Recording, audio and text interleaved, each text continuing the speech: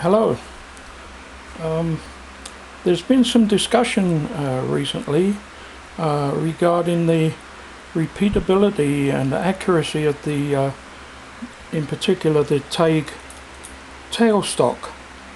And this is just a short video to indicate that in actual fact it's quite accurate. And as you can see, I have a dial indicator in the headstock and a revolving center, the Taig revolving center in the tailstock, and when I move it forward it indicates on the dial indicator. Now, I've done this about 40 or 50 times without the camera on, and I'm just showing you now how accurate and repeatable the tailstock is. So it seems to me that Taig is getting a bad deal by these comments being made. I don't know whether it's been a long time ago that these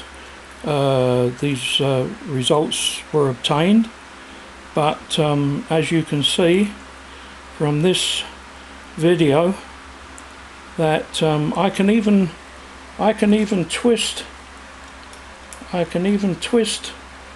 the I'll twist it around, and even then when I tighten up it goes back to zero.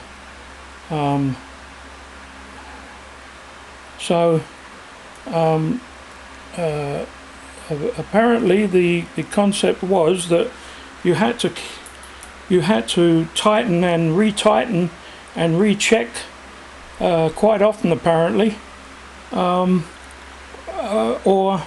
if you didn't, then the tailstock would be out of alignment with the headstock, and it would give you wrong dimensions if you were turning between centers, for instance.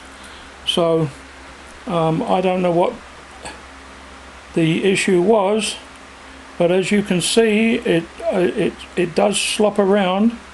But as soon as you clamp the tailstock up, there is the evidence. So I'm going to leave it at that. Thank you.